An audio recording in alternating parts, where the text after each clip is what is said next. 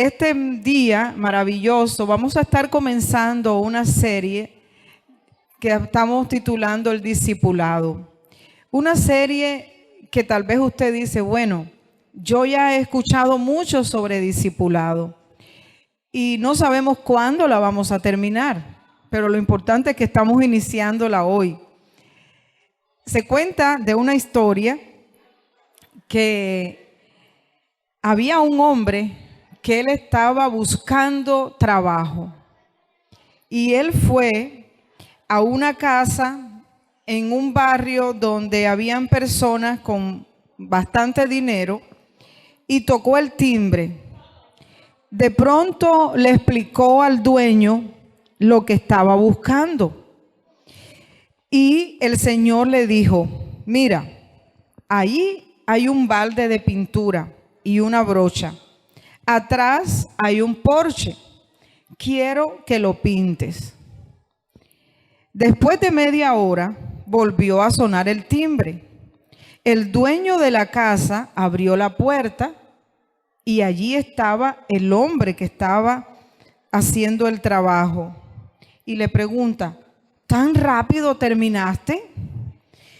Y el señor trabajador le responde, sí, ya terminé. Pero no era un Porsche, era un Mercedes. Solo puedo imaginar la situación que se dio allí. ¿Qué pasó con aquel dueño del carro que además de tener ahora la pintura fuera de lugar, tenía que enfrentar y asumir esas consecuencias? ¿Qué fue lo que pasó aquí? Este trabajador hizo un desastre porque se le ordenó pintar un Porsche. A lo mejor este trabajador, pensé yo, era un cubano. Porque en Cuba no le decimos Porsche a los portales. En Cuba le decimos precisamente portal. ¿Verdad que sí? O allá en la zona de Camagüey dicen Porsche. Portal también. Y en Santiago, portal. Entonces dije yo, tal vez este trabajador era cubano. Cuando le dicen un Porsche, él pensó que era el carro, ¿verdad? Imagínense ustedes qué desastre. Pero este hombre comprendió a su manera la tarea que se le estaba encomendando y así fue y lo hizo. Y él no se preocupó por averiguar qué tipo de Porsche, cómo estaba la pintura, no se preocupó por nada de esos detalles. Él lo hizo a su manera, como mejor le pareció. Y entonces nosotros tomamos esa ilustración para que como iglesia también nosotros aprendamos de los errores que cometen otros y no vayamos a hacer las cosas a nuestra manera en el reino del Señor, en la iglesia donde Dios nos ha puesto. Y del discipulado tiene que ver con ser un seguidor, ser un aprendiz, ser alguien que se deja instruir. Desde los tiempos antiguos eran los discípulos, los estudiantes, los alumnos, los que escogían a sus maestros.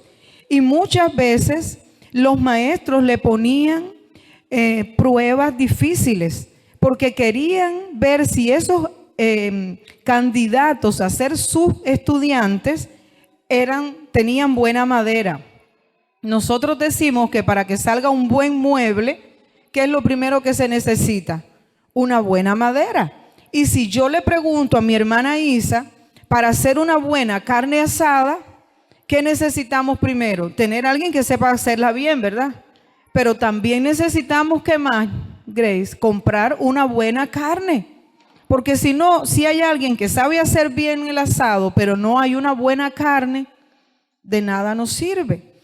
Y lo mismo pasa con nosotros. Tenemos que ser esa buena madera para que Dios nos moldee y podamos ser sus instrumentos en la obra, en el reino que Él ya trajo a este mundo.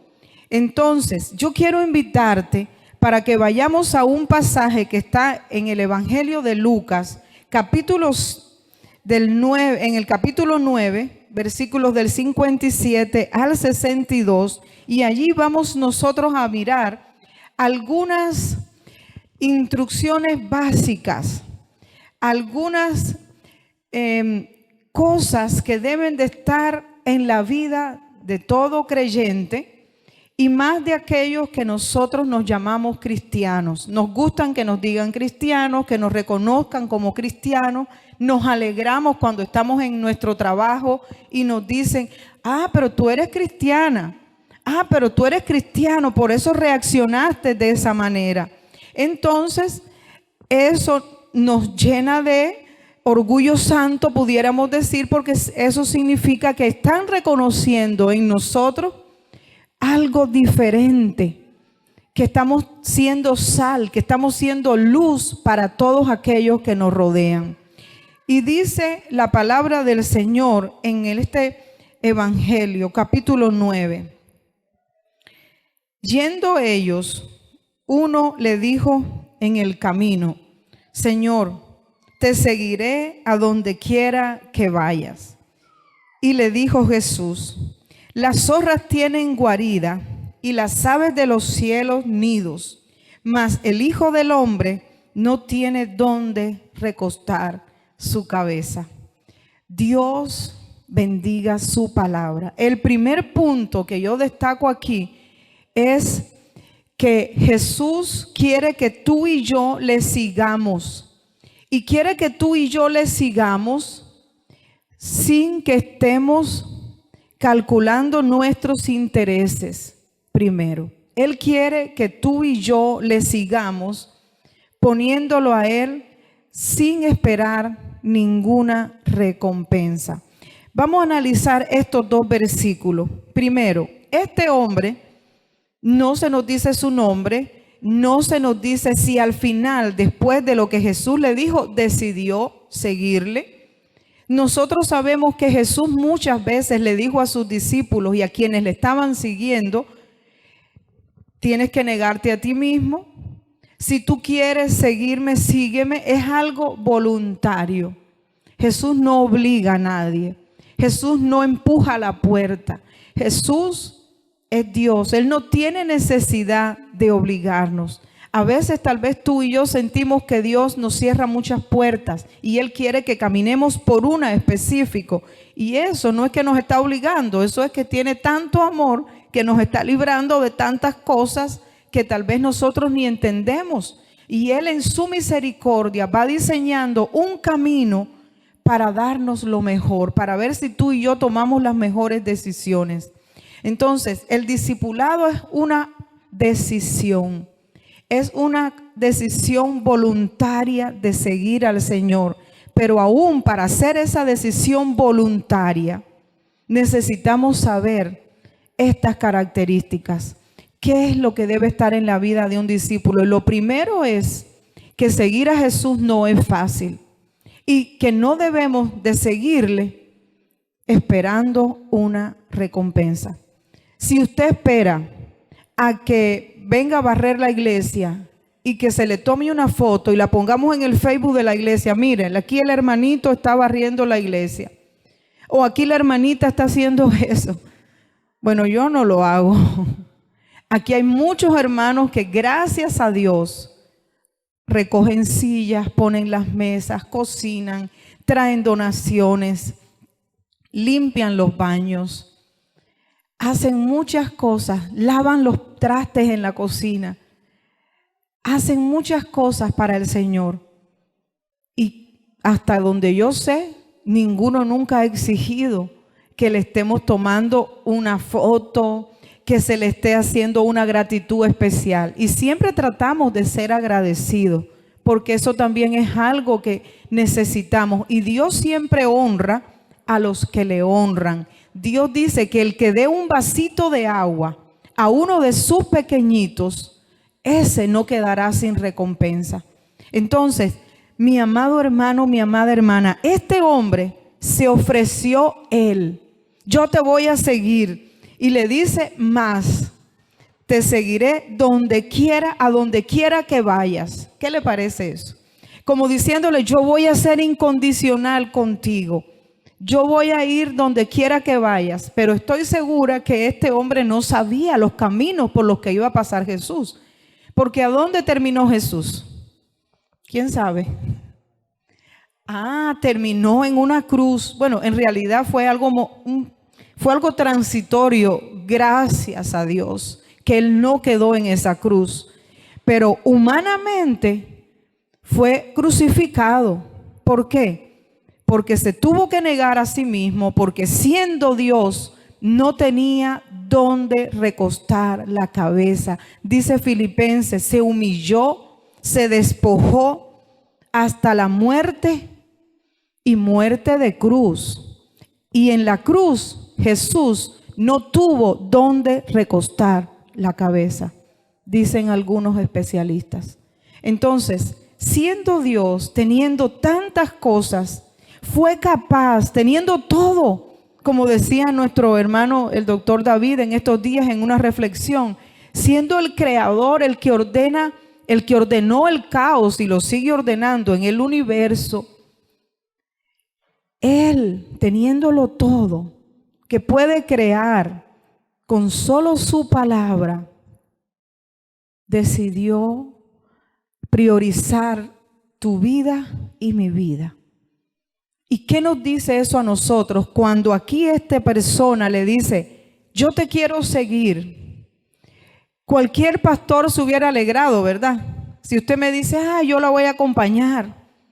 Yo de hecho ya he aprendido un poquito algo, que cuando me dicen algo así, yo más bien me asusto y digo, Padre, ten misericordia de esta persona porque no sabe lo que me está diciendo. Cuando yo dije que sí al pastorado, tuve un pastor que me dijo, porque Dios me estaba hablando de muchas cosas, de muchas maneras, y yo siempre como que me quedaba allí como indecisa. Y viene este pastor y me dice, el Señor te está llamando para el pastorado. Y yo ya había terminado mis primeros años en el seminario. Y eso fue una confirmación porque yo estaba orando, Señor, confírmame que realmente tú quieres que yo entre al pastorado. No tenía mi familia con la misma visión que yo. Soy mujer y también era mujer en ese tiempo, ¿verdad? Estaba en un país extranjero y fue para mí algo tan especial saber que Dios me estaba llamando a servirle de una manera tan especial. Y yo admiraba a aquellos pastores, aquellas pastoras elegantes, así como yo, ¿verdad? Wow. Alábate, pato, que mañana te mato, dicen allá en mi pueblo. Yo no sé si en el suyo también lo dicen. Pero yo miraba a aquellos pastores, a aquellas pastoras, y yo les admiraba, pero no tenía ni la más mínima idea de lo que realmente significaba el costo de ser un pastor. Y si tú le dices al Señor, te voy a seguir donde quiera que vayas, tienes que saber que la primera condición es que te vas a negar tanto a ti mismo y vas a poner a otros en primer lugar que no puedes esperar recompensa aquí. Aquí. Porque ¿de dónde va a venir nuestra recompensa? Es tan grande lo que el Señor ha preparado para los que le sirven que no nos los puede dar aquí. ¿Alguien puede decir amén? ¿Será que es fácil seguir al Señor y negarse a usted mismo? No lo es. Sepa lo que no lo es. Ser cristiano, ser cristiana, auténtico, ser un seguidor de Cristo, ser un discípulo, cuando a veces quieres hacer algo por tu cuenta y sabes que no le agrada a Dios y te detienes por amor a Él. El segundo candidato a seguir a Jesús, y dijo a otro, Jesús toma la iniciativa, sígueme. Versículos 59 y 60. Él le dijo, Señor, déjame que primero vaya y entierre a mi padre. Jesús le dijo, deja que los muertos entierren a sus muertos y tú ve y anuncia el reino de Dios. Mi hermano, mi hermana,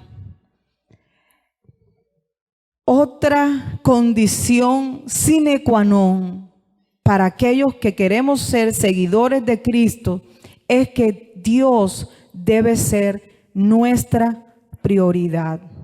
Dios quiere ser nuestra prioridad. ¿Qué significa eso? Porque esa palabra está muy bonita, ¿verdad? Aquí Jesús lo lleva a un extremo. El pueblo judío se caracterizaba por honrar en gran manera a los padres. Es uno de los mandamientos. Era algo muy bien visto en la cultura.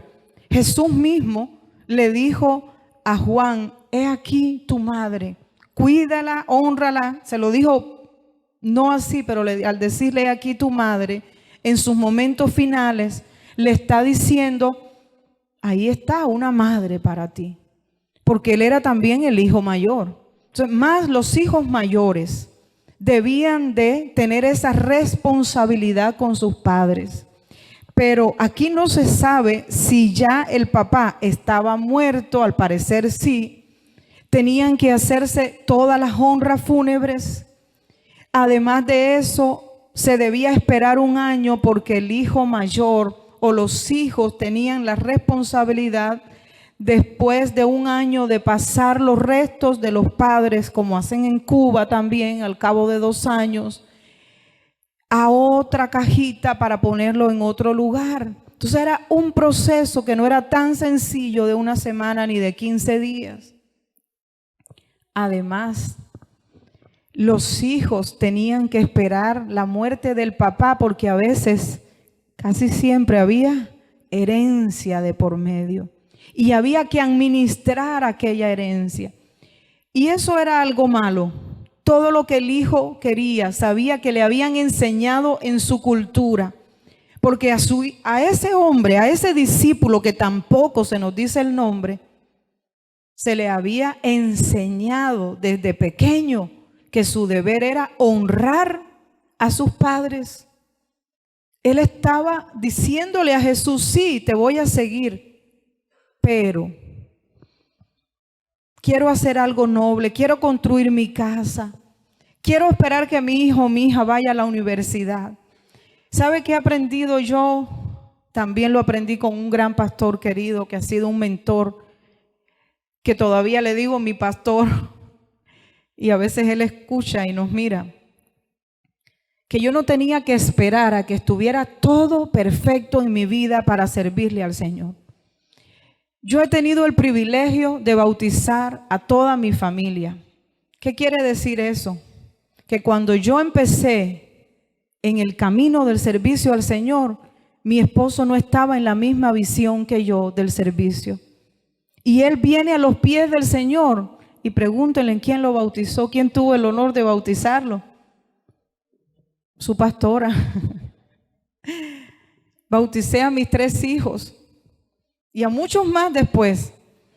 Pero si yo hubiera dicho al Señor: no, yo te voy a seguir, pero hasta que mi esposo vaya un día a la iglesia. No, yo te voy a seguir hasta que mis hijos crezcan.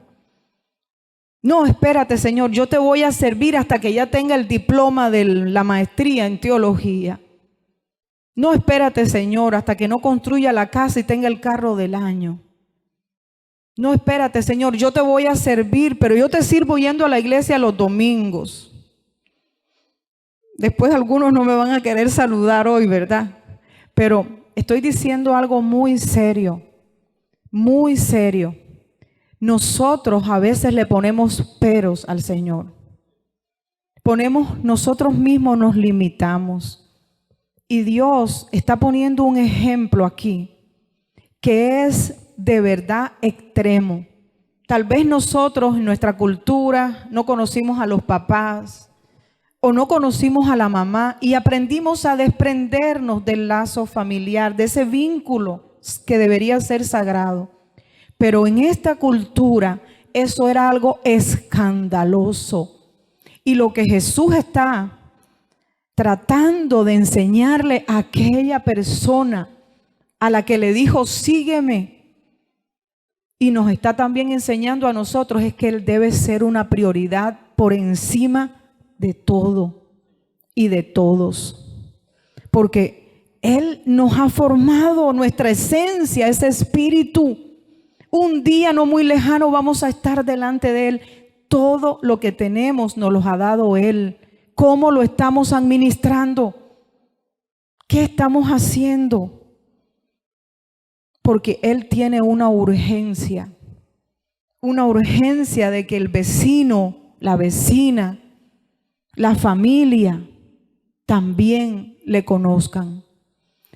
Aquí dice Jesús, deja que los muertos entierren a sus muertos. Y usted dirá, ¿y cómo es eso? ¿Quiénes son los muertos que se están refiriendo aquí? Posiblemente a los muertos espirituales. Hay algo y cosas que tú y yo no vamos a poder cambiar. Pero nuestro deber sigue siendo lo que Jesús dice aquí.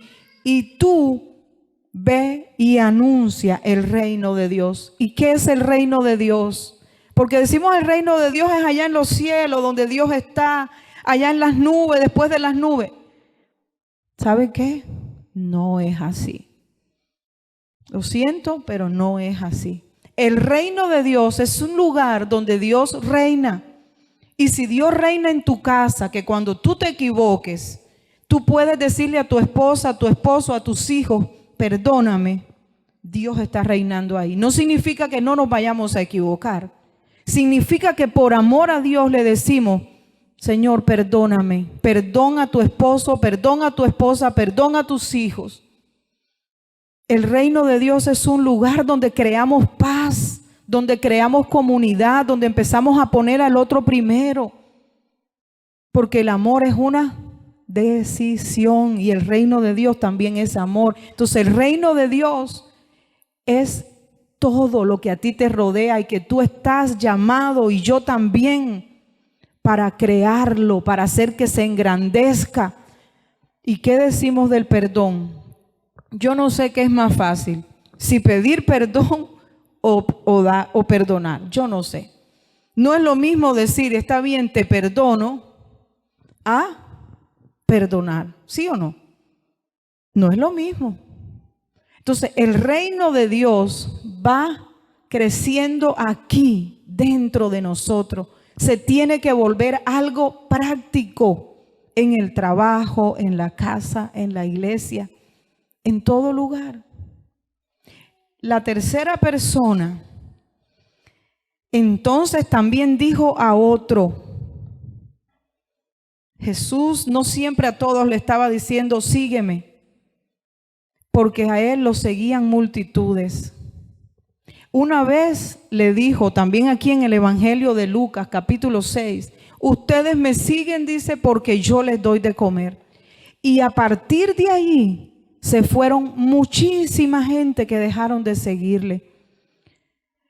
Jesús estaba sabiendo que le estaban siguiendo por algunos beneficios que Él les estaba dando, pero que Él quería atraerlos a sí mismo por amor, por gratitud, porque lo más grande que el Señor nos puede dar ya nos los ha dado. Porque si tú has creído en Cristo y Él es el Señor de tu vida, Él ya escribió nuestro nombre en el libro de la vida. Tú y yo ya tenemos vida eterna, ya tenemos salvación. Ya estamos desde aquí viviendo esa vida eterna. Jesús le dice a esta otra persona, entonces dijo otro, otro fue el que se ofreció, no fue Jesús el que le dijo te seguiré. Otro que estaba seguramente escuchando, entonces también dijo otro, te seguiré, Señor. ¿Qué dice ahí conmigo? Léanlo. Pero, ¿qué les he comentado yo siempre? Cada vez que encontramos un pero, uy, Dios mío, hay que abrir mucho los ojos. Todo iba bien. Sí, me cae bien la hermana. Pero, no me gusta tal cosa. Sí, está bien, me parece que puedo tener una relación, pero tiene muchos hijos. Y usted puede saber cada vez que hay un pero.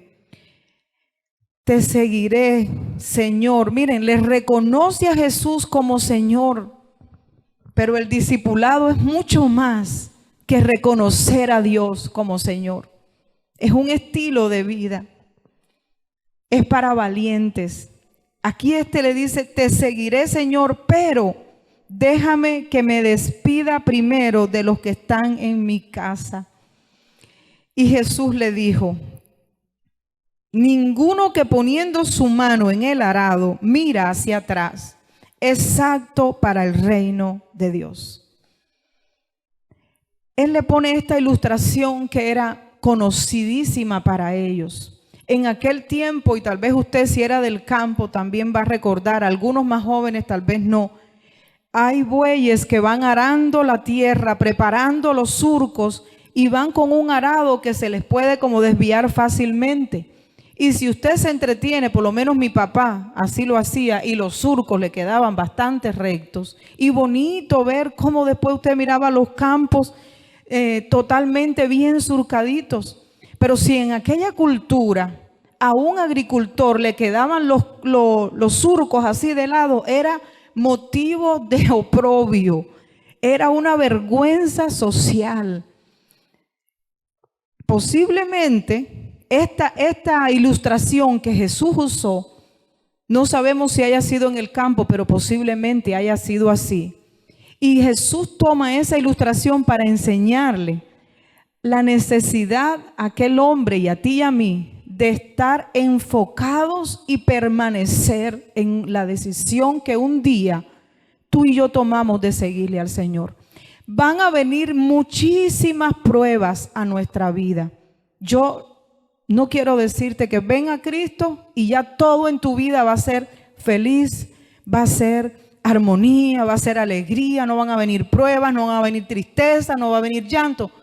Quisiera podértelo decir, pero tengo que ser real, porque las vasijas que el Señor exhibe, que allá como en el mercado judío, que se le da golpe más duro a las vasijas que el alfarero preparado. Cuando el alfarero está vendiendo las vasijas, él sabe a cuál vasija le puede dar el golpecito más duro, porque él sabe la que está más fuerte y él la pone allí y toca esa y le da el golpecito para exhibir que su producto es bueno. Y los que un día le hemos dicho al Señor, sí, te voy a seguir, aun cuando no sabíamos todo el costo que eso iba a traer para nuestra vida, Dios muchas veces nos da golpecitos porque nos está moldeando, nos está preparando. Y hay muchas cosas que pueden llegar a nuestra vida que nos pueden desenfocar de la decisión que un día tomamos de permanecer en el camino de seguir al Señor. Y yo te vengo a decir en esta mañana, es urgente que permanezcas enfocado. Si tú permaneces con la mirada puesta en el autor y consumador de la fe, tú vas a poder atravesar el fuego y no te vas a quemar. Tú vas a atravesar las aguas y no te van a ahogar. Pero nadie dice amén. Nadie dice aleluya. Solamente amén, gloria a Dios. Solo yo he pasado por el fuego y yo he salido casi chamuscada, pero he pasado el fuego. He pasado por las aguas, pero ahí voy y Dios me saca para que no me ahogue. Y a ti, mi hermano, y a ti, mi hermana, ¿te han intentado desenfocar las circunstancias de la vida, de seguir al Señor? Mira disimuladamente al otro. La crítica te ha desenfocado o tienes esas heridas ahí. Cuando te quedaste solo, ¿qué hiciste? Porque si tu mirada estaba en los que tenías cerca y un día te dejaron, ¿qué pasa con eso? Nos volvemos atrás. Pero aquí Jesús dice, ninguno que poniendo su mano en el arado y mira hacia atrás exacto para el reino de Dios. Es decir, el reino de Dios no es para cualquiera. El reino de Dios es para ustedes valientes que están aquí, que están tomando una decisión, y aunque llueva, aunque haga frío, aunque tengamos luz, aunque tengamos comida, aunque no tengamos comida, aunque me miren, aunque no vengan otros, aunque me traten bien, aunque me murmuren, aquí estoy. Porque Él es Dios. Él es Dios. Él merece mi adoración, mi enfoque. Porque yo quiero un día que Él me diga: muy bien, sierva fiel. En lo mucho, ¿cómo es? En lo poco fuiste fiel, en lo mucho te pondré. ¿Y tú? ¿Y tú, mi hermano? El Señor hoy nos dice: sígueme sin esperar recompensas. El Señor hoy nos dice: sígueme como una prioridad en tu vida. Y el Señor hoy nos dice: sígueme y no quites tu mirada de mí. Amén. Casi que quisiera cantar ese canto que dice: he decidido seguir a Cristo. ¿Cuántos? Usted se lo sabe, doctor David. Ayúdeme. Yo quiero invitarte, porque Dios sabe que nosotros por nosotros mismos no tenemos tantas fuerzas. Él sabe que nos cansamos. Él sabe que caemos. Él sabe que nos debilitamos. Pero pidámosle al Señor que Él nos ayude. Y mi hermana Hilda me ayuda ya con Maggie y Raulito. Pidámosle al Señor que Él nos ayude para permanecer fieles. Son tiempos difíciles, tiempos convulsos. No dejes que nada te desenfoque. Él es tu Dios, Él nunca te ha dejado. Él siempre te escucha, Él siempre te perdona cuando le dices al Señor: perdóname, socórreme. Amén.